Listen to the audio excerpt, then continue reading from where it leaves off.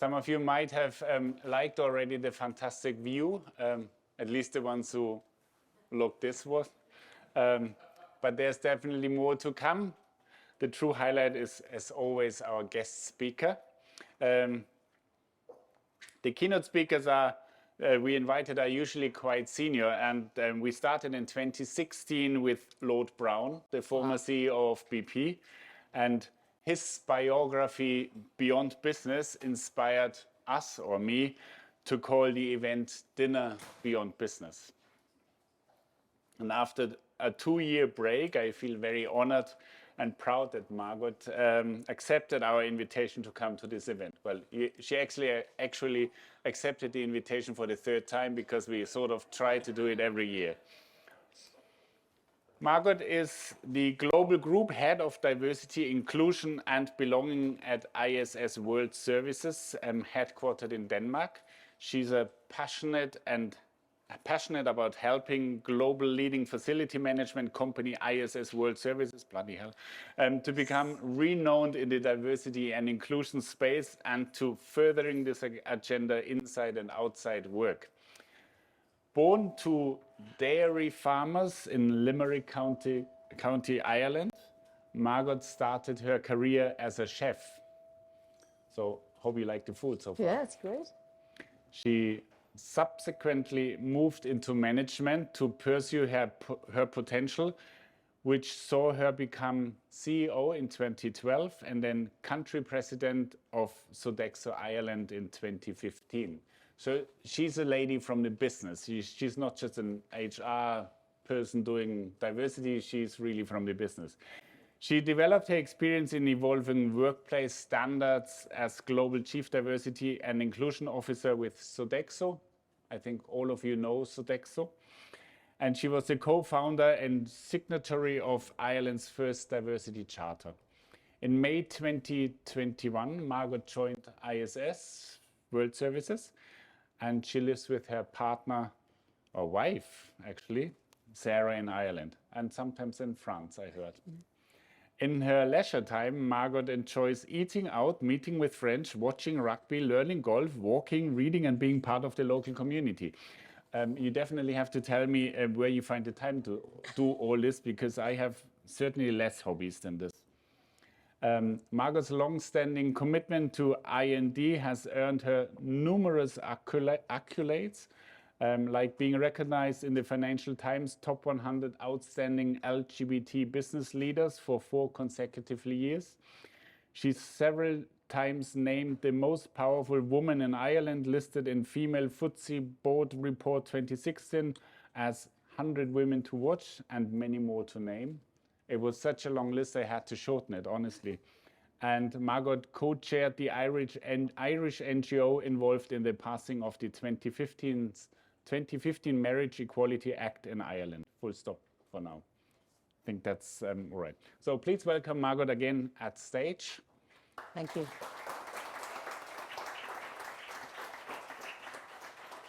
And this was basically the official introduction, and I hope I can relax now a little bit more, because Margot and I have known each other for quite some time now.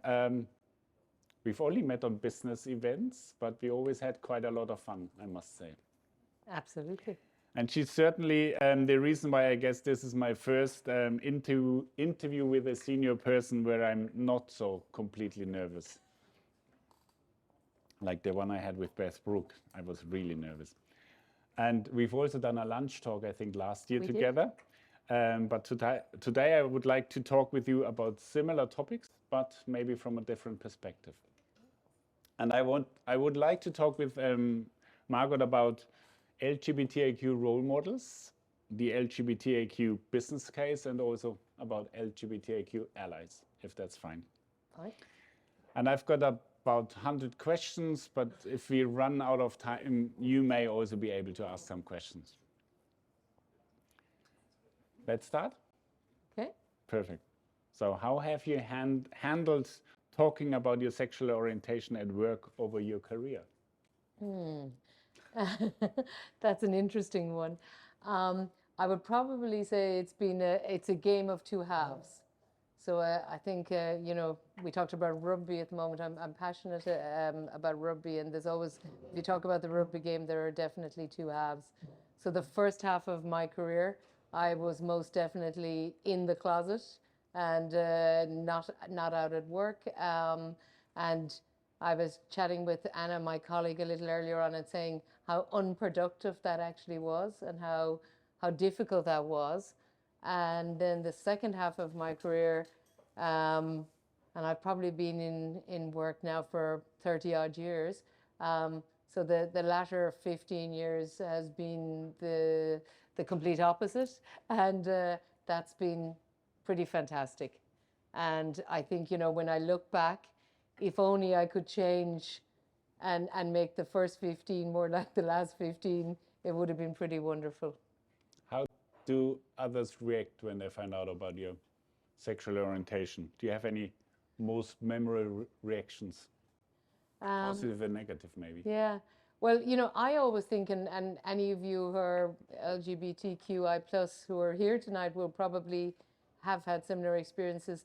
I often think everybody knows. So I'm kind of going, when I have to come out to somebody, I'm kind of going, I don't really have to tell them, do I? But then I find I do. I think generally, 99% of the time, people are fantastic. But it depends. You know, I was in a business when I was in a P&L business where I had to quite often have this conversation with clients. So you would be out at a dinner with a client of a night, and you know, invariably, very quickly, it comes like, "So tell me about yourself," or, you know, I would be surprised someone would say, "What does your husband do?" Because I have a wedding ring on. Then you have to go, "Well, I don't have a husband," and then you get into, "Oh, did something happen to your husband? Or are you divorced?" And then you're trying, and it gets more complicated. And I find myself very quickly having to come out with the gay thing because, my God, it goes down into a rabbit hole. But I rarely, if ever, had a very negative experience. What I notice is that you sometimes get people who don't say much to you.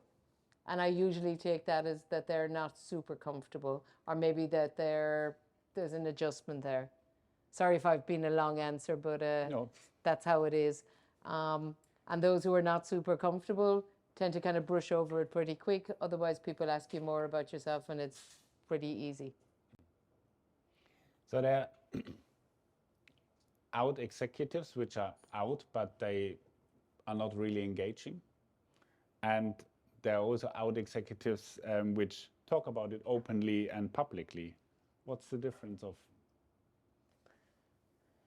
Well, I guess you know, in the journey for our community, I'm always a big supporter of that. Everybody's got to do things as feels right for them. So it's not for me to say who's right and who's wrong. But I would suggest and say that in the environment we're in the world we're in, those who are out and out executives make such a difference. You know, and the opportunity to create a story, to be seen, to be visible is just so important.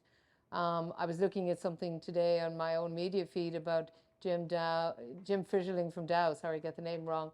And he's one of the, you know, top CEOs in the US. Or there's a few others. And like they make such a difference in that environment because the conversation is not just about LGBTQI plus in a vacuum. It's actually somebody. So I guess if you can be, and if somebody can do that, it really makes a difference. And maybe just a very short sort of personal, giving some context. When I was involved with marriage equality in the Republic of Ireland, and firstly civil partnership first and then marriage equality, I had a very, you know, a challenging moment because I wasn't necessarily an out executive. So I had sort of compartmentalized lives. I was out with my friends and my social life. I had my parents who didn't know much, and it was all very kind of quiet somewhere down the country. And then work was depending on where I'd got to and telling people. And never the three really mixed. And then I had the challenge that as we were trying to advance that conversation in Ireland, there came a stage where I had to go on the Sunday papers and you know, have my pictures sort of, and it was pretty terrible because it had things like lesbian comes out, you know, and it was hard. But the outcome of getting people involved and connections and getting CEOs to get involved and people I knew who rang me up afterwards and everything was really powerful. So I come back to, I think it's important, but people do it as they feel they can. Sorry for the long answer again now. Don't apologize all the time. We've got all the time we need. I was yesterday on a event and the moderator said, well, I decide how fast time goes, so cool. It's all fine. The next question might not be the question you want to hear, but maybe you still have an answer. Do you have any advice for LGBTIQ senior leaders? Why be out and loud as a LGBTIQ person? Yeah, I mean, I've lots of advice. I would say the first and foremost part is, you know, just make sure your backup, your team behind you, and that would be your family, your friends, your community is right behind you, and you let them know that if you're going to really do this and you're going to do it big style, that they are there, because you need your support system. I think you need to be very resilient. I've certainly had times on, you know, where social media and things have not been kind, and I'm no celebrity, I'm just an ordinary person, but even, you know, people put some stuff that's pretty nasty, and you need to be able to bear that and not get affected by it. And then I was telling Anna, my colleague who's down there today, with work and with colleagues in work and with your, you know, senior leadership, you need to make sure they're behind you. In my case, when I sort of came out in Ireland and I was working with Sodexo at the time, I did it, and then I told them in France afterwards, after they'd seen the media coverage. So I said, beg for forgiveness rather than permission. But I also had that benefit that I worked for an organization where I felt very psychologically safe, that I knew it wasn't going to be an issue. And I think that's important. You need to feel that safety factor. And then maybe the last part I would say is that, you know, if you're going to do it with style, you know, go big. Don't go low, go big, do it in a way that's going to make an impact. Because if you're going to put yourself on the line, then you need to do it and make sure it really has a strong impact. And lastly, on that, I think we have such a fractured community right now.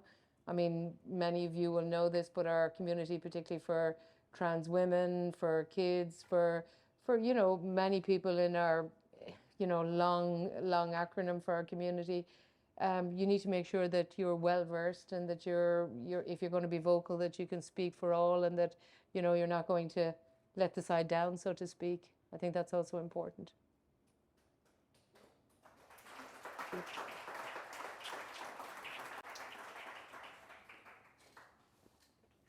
That's a personal question now. Do senior LGBTIQ people also have a sort of responsibility to be out as a role model for the more younger and junior ones? Again, I go back to everybody takes their own time, and God, I took a long time. I was definitely a slow starter, but my feeling at this stage in my life is yes. So the answer would be yes, yes, yes, as James Joyce said in Ulysses. But I do understand that, you know, people will take their time to feel comfortable with it, etc. But, you know, when I look at the facts, even today, this morning, I read something, you know, about the amount of people who go back into the closet when they come to work, when I look at the amount of people who feel bullied in work, look at particularly, again, I go back to our trans community who are feeling the pain right now. If leaders don't stand up, and if those within our community are not vocal, then we're in a difficult situation. And many parts of the world, you know, Eastern Europe, US, Asia Pacific, and many more. I'm just picking those as a starter for 10. There's some really big challenges, and we as leaders, I believe personally, have a duty to stand up and be counted and support, because it's lives on the line. Mm-hmm. Like right now, I'm feeling that in the US, sorry, Sean, because Sean was beside me earlier on, but, you know, with the current scenario with Roe versus Wade, and there are very different opinions about it, but I feel quite soon that the next conversation will be about marriage equality. And we are going to have to be hard on that and fight the fight. Well, you are global head of diversity, and you come from business, but you're also an activist, sort of fighting for marriage equality. And how are views and ideas sometimes different from others? Yeah, I mean, it's a great question, because I think about when I joined ISS, and I joined ISS a year ago, and it was very interesting. I've been with Sodexo for nearly 30 years, probably most of my career. And, leaving was one of the hardest things I had to do at a great company, and I felt really comfortable. But then therein comes the difficulty when you feel comfortable, because that's also telling you something. But the reason I left the main reason was that I had a really compelling conversation with the CEO of ISS, Jakob Andersen, and our head of people, Corinna Refsgaard, who was meant to be here this evening, but she got pulled away.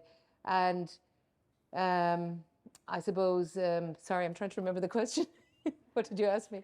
That you're an activist and also a person from the business. Yeah, and the reason I went into that was that I remember saying to Corinna and Jakob, well, if you're going to take me on, then I'm not a yes person, and I'm not going to be. I'm kind of going to be a bit challenging, and I don't come from I'm going to sit down and just kind of write nice corporate things that look nice, and so there's a bit of a risk here, and I was honest about that, and my balancing of and to be fair to them, they went, okay, we're up for that, and fair play. They've never tried to stymie me that, and my balancing is that I've always got to remain true to myself.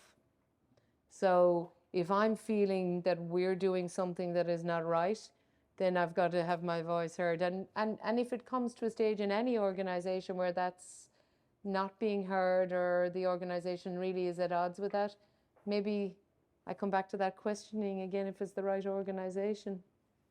There's a joy that comes, with being older and having more insurance, is that you can probably make that decision to not stay with an organization if it isn't working for you. But right now, that seems to be okay. Perfect. So let's go to the business case. What would or do you say to people who think that there's no need to make a big thing about diversity and LGBTIQ in the workplace? How do you clarify the importance of the topic? Well, and I think Philip, you said it beautifully downstairs. If you look at your business, and if you're serving customers, and most of us are serving customers, consumers, B2B, B2C, we've got to kind of take in the complexity and the mix of that. And I think there's very little businesses who live in a vacuum today. And if you look at nowadays the figures of our LGBT community, I'm just picking that as one example of diversity inclusion. The figure is about 10% of the population. People say it's less, but 10, 11%, certainly those who are identifying as being gender fluid. If you look, the 10% of your population are people from that community, and all the different aspects of D&I as well, then that is a big base of your customers. So therein lies the business case, because if you're going to do business, you've got to be able to talk to that, you've got to be able to understand it, and you've got to be able to show it in your product and your mix and what you do.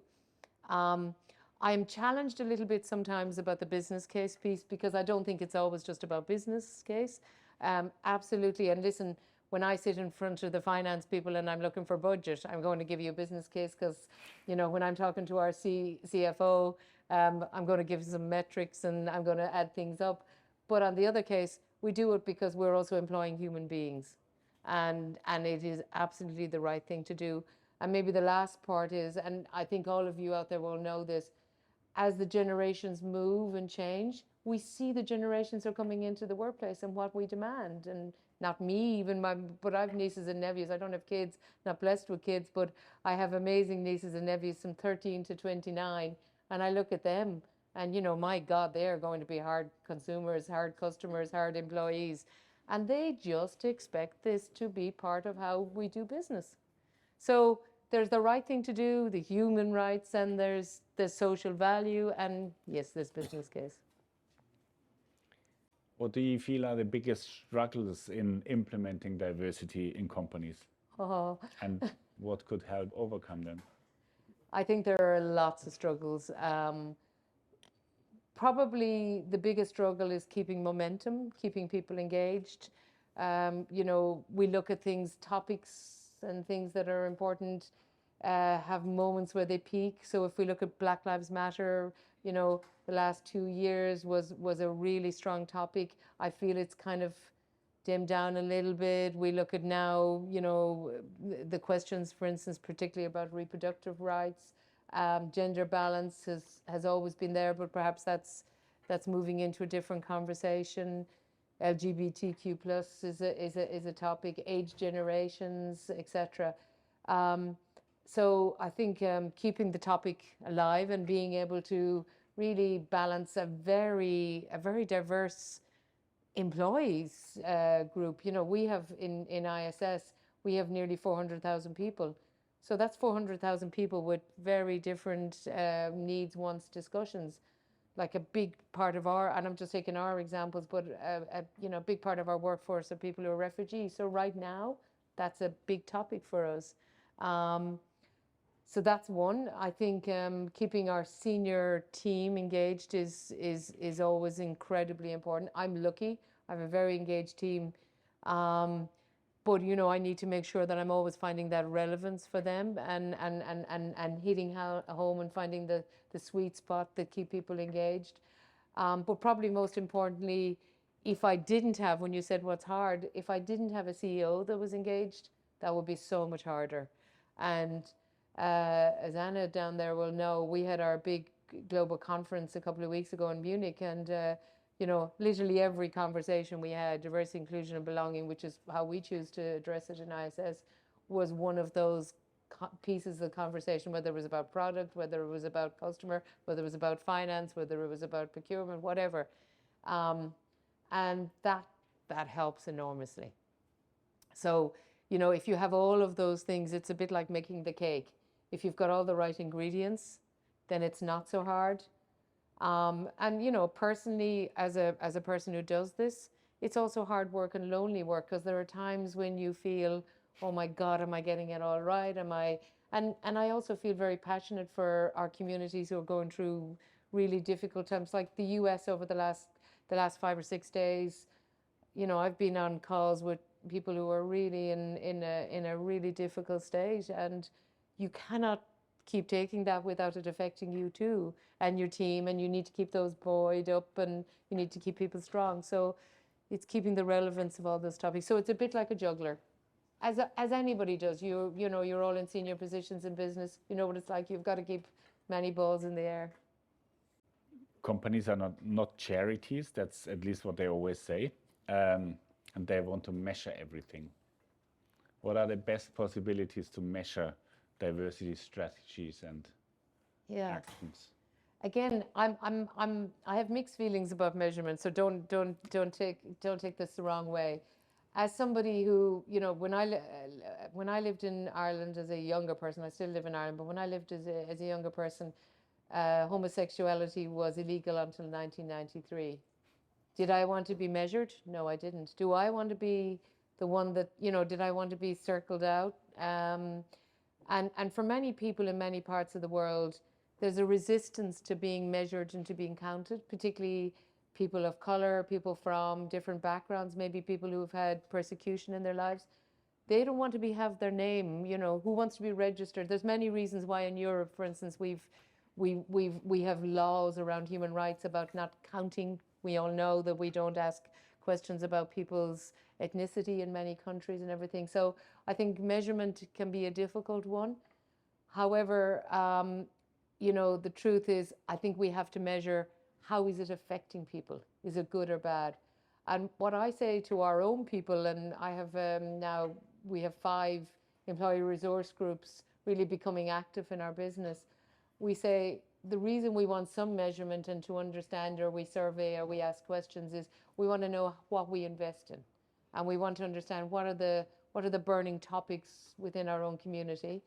And probably the thing we measure most is employee satisfaction. And we are doing, as many organizations are doing, we're doing listening surveys. So we want to know on that, you know, does our diversity, inclusion and belonging, is it resonating with you? Do you feel you're included here? Does this feel like an organization you want to work with?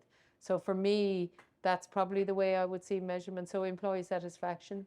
And going back to investment, I mean, I think organizations need to look to their own community, and if they don't see that as important, then that's maybe a big question they need to ask themselves. I'm completely on your side, and I don't.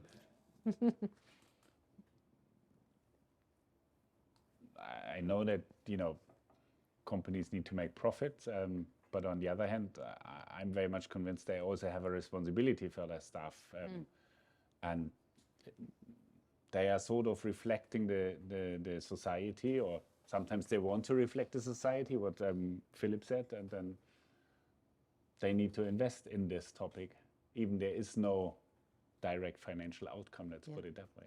But, and maybe I will reflect one thing, and two very short stories, but I've had two occasions in my working life where, you know, some of the negatives around this happened, and make them very super quick. But as a CEO, I had to go to a hotel in Dublin where I had to identify the body of a young man who had taken his own life. And he'd taken his life because this gentleman, not workplace bullying, and we saw nothing that would identify that, but he was a young man who it emerged later was a young gay man living in a different country, living in Ireland, and for whatever reasons, and I don't know all the backstory because nobody ever understands that, but he took his life, and to the day I die, that's something I'll always take with me, and I have to take some personal responsibility. Did I do enough? Did I, you know, so when we think about it, we talk about health and safety, and many of us are in industries where health and safety is one of the, we say, is primary. So it's a safety issue for me, a health and safety issue. And the second one was in the former organization where I worked, we had somebody who was beaten up very badly after going to a gay bar, going to another country, and, you know, secretly going to a gay bar at night, as many of us do. And he didn't feel comfortable to tell his colleagues where he was going, and he left himself, unfortunately, in a very unfortunate situation. And, you know, those of us who are aware of those things, it really resonates why we do this. Mm-hmm. Sorry, it's a kind of a downer stories, but I want to sort of place the importance on that. Just part of reality, I think. Yeah. So we talked about the corporate responsibility regarding employee well-being, but is there also a corporate responsibility to support NGOs like PROUT Work or any other organization, and to engage in lobbying towards LGBT or equal rights for LGBT people? I think absolutely. Even if I didn't know you and the team, and long before I was involved here, you know, with what you do and supporting, I would say this is incredibly important, because my own experience, I go back to Ireland, and many of you who might know the history of Ireland, you know, really conservative in many ways, I would say, growing up a very backward country. You know, we had our own fatwa at one stage, etc., the Catholic Church, and very oppressive. And, you know, it was the NGO Glen that I later went on to chair that was a huge, huge part of building that momentum for change. It didn't happen because government happened. It didn't even happen because workplace wanted to happen. It happened because an NGO was funded, you know, bit by bit. We had to find money here, there, and everywhere. And eventually business came on board, and it was fantastic. But we had early days which were very tough. You know, we were literally scraping things together. But, you know, if it wasn't for NGOs around the world, we wouldn't see the social change and the human rights change that we have. And maybe the second reflection I would have is that when you work, as I do, in an organization that is in, you know, many, many countries around the world. I've worked in an organization that's in 70 countries. This organization operates now. We've reduced a bit to about 30 countries. But when you work in countries where to be LGBTQI+ is illegal, and perhaps you might lose your life, then you depend on the NGO to be that barometer in that country, because perhaps your CEOs, your executives, your people cannot have that.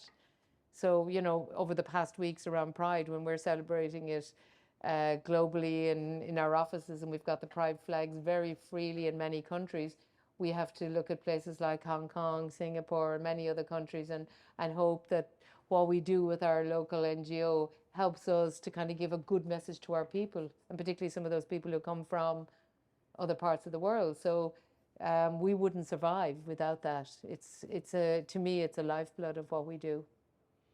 How can make corporates a difference? Yeah. How can they make a difference? Oh, how can corporates make a difference? Again, I think, you know, in the discussion between you and Philippe earlier on, sorry, I've been in France, I have the French version in my head. I think corporates can make a difference by, well, funding. It's a given that NGOs like literally do exist on a wing and a prayer. Let me tell you that Glenn, the organization that I was the co-chair of, we faced a very difficult time after momentous victory of marriage equality. Then our funding dried up, and you know, it literally, we had to close down the organization very, very quickly because we couldn't afford to pay our staff, and that's irresponsible. And so it's first of all funding. It's really, really supporting, you know, if there's things in the NGO where, for instance, they need help with, maybe some of you are in organizations where tech is something you do really well, or maybe it's communication, or maybe you're in an industry where you do something that can really help that organization to make for change. Then it's saying, how can I give something pro bono to help? You know, is it a legal firm who can help getting some human rights defenders in a country? Whatever it is, you know, there's all different ways that you can do it. In an industry like the industry I'm in at the moment, you know, we're not a cash rich, it's a low margin industry, but, you know, we mentor and support people in NGOs. We help them to find maybe a training tool we have, whatever. So we may not give a big cash donation, but it might be something else. So it's as varied as the days long. And I think, you know, have that conversation and see what the need is. Let's move to allyship. I mean, we just talked about corporate allyship, but then I want to talk a little bit about humans. Why do you think it's important not only to have out executives in companies, but also out allies? I think it's absolutely vital. Some of the best experiences I've had have been from the allies in the business. And I remember in the early days when I was starting to come out, which I said I think is about 15 years ago or a bit more, you know, the people who really, really were just super supportive were the allies in the business. I remember working in Sodexo at the time, and Natalie Bickford, she's now with Sanofi, but she was our chief people officer at the time. And my God, she held me up. When I was failing and falling and kind of going, oh, I can't tell anyone, oh, what do I do? Natalie was a big, strong support to Denis Mechuel, who was our CEO in Sodexo, and so many more. And now Jakob, Corinna, Anna, my colleagues, so many more. It's just, it's enormously important. And I think for all of us who are in this journey, and, you know, this is something I'm sure you all know, but, you know, when you see the person who is leading your business or a senior exec, you know, wearing the lanyard or having a badge or putting his, hers, or whatever whatever they want to call themselves, if they put something on their email, maybe a message they put out, if they're on a Pride webinar, that really, really kind of really encourages you and supports. And then maybe the last thing I would talk to, and this is a very relevant example. So we did a big global Pride webinar in the company a couple of weeks ago, 20th or something. And we had an amazing young man who was, and who I hadn't met before, who was a young man who had been in the identified as heterosexual, been married to a woman, had a child, and then discovered as the years passed by that he was attracted to men, and left his marriage and went through a whole stage. And he was now the sole carer with his new male partner of his child. And probably for our allies who were on that call, I think they was the greatest learning of all, because they suddenly discovered, you know, the complexity of his life. He was talking about going to the school, but the school didn't accept that this was two men coming. Nobody, when he sent in things for his son, they didn't come back to him. They kept saying, but where's the mother? Where's the carer? They kept sending messages to mother, and there was issues and reasons why she wasn't the sole carer. But what I found was our allies kind of came away and saying to me, the amount of, I was watching the traffic on this afterwards, where people said, I didn't realize, I didn't know, I'm going to be more, I'm going to really think about what I say. And so, you know, that awareness is incredibly important, but them understanding that for the next person who will have that challenge will be enormously important, I think. So it's also up to us to train them, basically. Yeah, because truthfully, all of us, and hey, me included, put my hand up, our community is a rainbow community, and you know, even all the different sort of things that are happening and all the different ways people identify, we don't all know everything. And I think it's important to help people on that journey. So, you know, I would spend quite a bit of time with our employee resource group, helping people to understand, and you know, also saying it's okay to get it wrong, and don't be afraid to ask, and get, you know, come up and just ask that question. So yeah, it's important. And you know, to kind of be understanding and be supportive. And normally I find that if you have a conversation one-to-one with somebody, you know, human beings are so kind. Majority of people really want to help. Even if we have political differences, people want to help, and they will stand with you. Do you remember any specific moments where you really felt you needed and maybe also had an ally that supported you? And if yes, why did you need an ally, and how did they support you? Oh, cripes, I've needed a lot of allies. You know, different times probably in my life. I think probably if I think to that as a kind of a different story to the earlier one. I broke up with my former partner. We'd been together for 18 years, and this was about 14, 15 years ago. So we were babies, obviously, when we got together. I don't want to kind of give away too much on age. But, you know, it was a devastating time for me, because my father was very, very ill and had a heart attack and was in the hospital. My mum had Parkinson's and wasn't well. And there was a lot happening in my life. And then on top of that, there was a very, very dramatic breakup, and it happened very suddenly. And you know, things like our home, there was a whole load of things happening, and didn't know where I was going and what was happening. And I remember, you know, if I'm honest, work was the savior. And my allies, and particularly one ally, which was our head of people at that stage in work, was my friend. And it was a female in this case, Niamh, and Niamh was amazing. Like, Niamh literally did hold me up. I mean, I was going in days, and I was the CEO, I was putting on the brave face, I was trying to be, you know, deal with the difficult business reviews and all sorts of things. And then I'd go into her office and close the door and say, God, what am I going to do?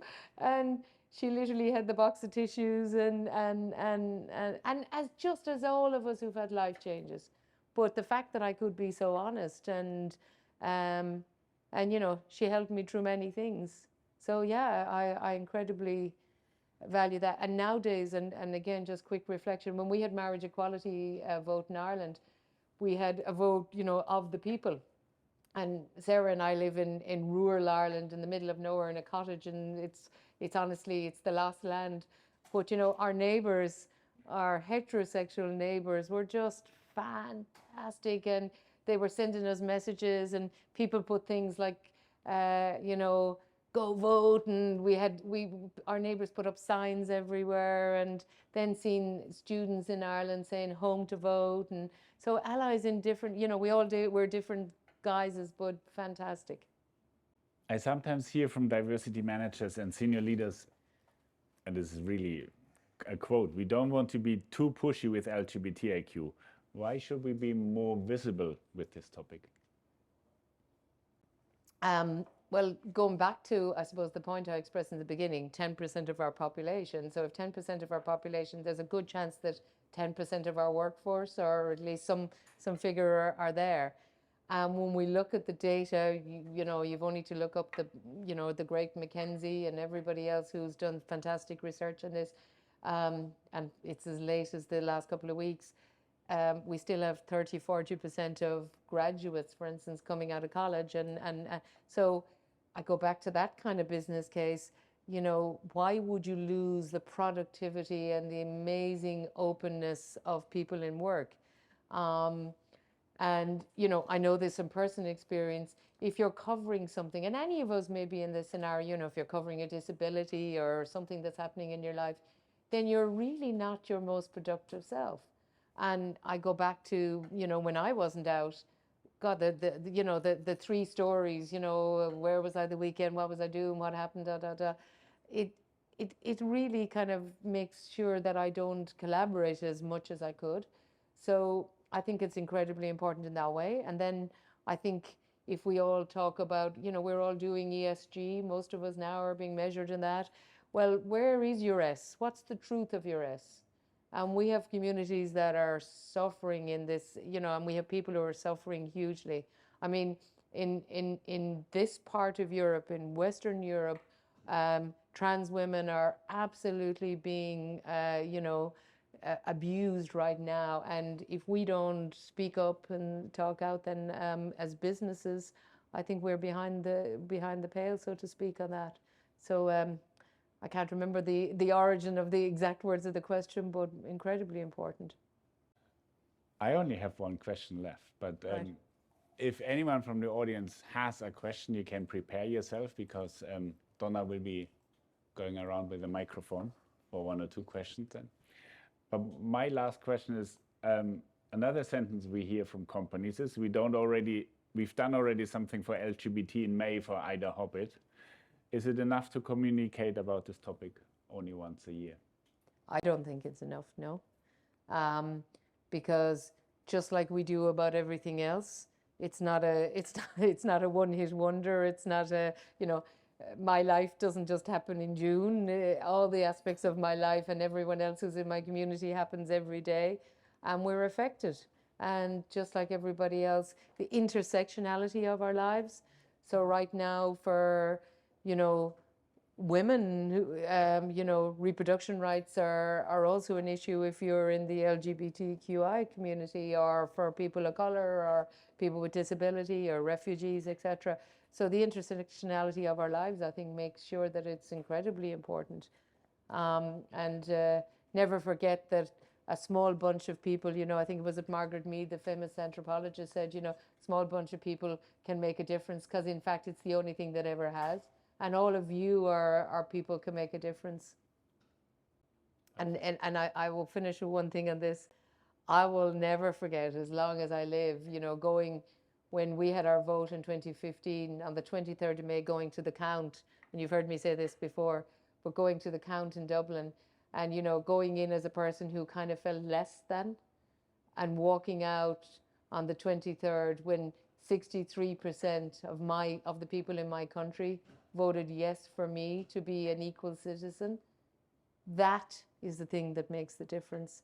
And that was not something that was done in one day. It's every day, and it's living it every day. So for me, that's incredibly important. Excellent. Thank you very much. You're welcome. Any questions from the audience? Don't be shy. We have time for one or two questions. Lady here. There's one, Janika. Thank you very much. I have a question. If you live in a liberal environment, whether that is a country, a community, a company, what I sometimes notice is that there is a tendency to think that everything has already been accomplished. Now you can get married, you can have kids, you now get to file your taxes as a couple in Germany and don't have to pay more, for instance. And then there's a tendency that all the little microaggressions that still happen go unnoticed, and that people think they don't need to get engaged anymore because everything is already in place. And I find this sometimes really difficult, especially in times like these todays. Like if I look at recent statistics in Hamburg, for instance, the number of hate crimes have been rising quite significantly over the past years. And again, it goes unnoticed, yeah, because every June there are lots of pride flags and everybody's happy and the like. And I just wonder what your thoughts on this is, and how can you, in these kind of environments, still create the sense of urgency that not everything is okay, and microaggressions still happen, and they need strong allyship, and it needs a lot of advocacy from everyone. Well, I mean, I think to some degree, and great point, you've almost answered it because I would feel exactly that you do need that advocacy and that you need this conversation, because in truth, hate crime is on the up. I mean, in my own country, which, you know, I'm so proud of, and you heard me say all the things I'm proud about it, but, you know, two men in a town not far from where I'm living in rural Ireland lost their lives, were brutally murdered about 2-3 months ago. The amount of gay bashing that's happening in Dublin is definitely on the increase. And I think, you know, for so many of us, I mean, for me and Sarah, for instance, as a couple, when we go away, I really have to think about where we go. Is it safe? And, you know, unlike my heterosexual brother and sister, I cannot walk with my partner in comfort knowing, or even though the body doesn't show it at the moment, I used to be a runner. I don't run with comfort, and if the two of us go out together, I'm always fearful of us being beaten up, and that's getting worse rather than better. And then I think, you know, rights, unless they're really, really written deeply into the legislation, can be taken away very easily. So we need to mind them and advocate and be very careful. They are not a given, and we need to keep that alive. And I think my last comment is I have this ongoing conversation with my mother-in-law, and she's great, right? Her name is Brenda, but she keeps saying, you know, why do you need this gay pride? You know, that march, sure, it's all done, everything. And she's in a knitting club. It's called the Irish Country Women's Association. It's an Irish thing. And, you know, I say, Brenda, why are you in the ICA? And she says, well, I want to be with my group, and it's very important, and we want to talk about knitting, and knitting is, and I say, well, it's the same for me. And when I go, like last Saturday, I marched in Gay Pride in Paris, but I march for those whose voices can't be heard. That's why it's important, and we need people to understand that. So I think it's really important that, and workplace is an incredibly important voice in that. Thank you. Perfect. We're done. You answered all the questions before they were able to ask them, so perfect. Thank you very much. Thank you. It was fantastic. Thank you. Now you have rainbow-colored shoes. I did too. Didn't see that. Thank you. A tiny little present. Ah, It's only a tiny little present. thank you so much. I didn't expect any presents. The present has been here. You brought me a present, so I have to give you something back. Well, thank you. Thank you very much. And Thank it was you. a lot of fun. Excellent. Thank you. And thank you all. That was a pleasure. Thank Great. you. I'll leave this down here.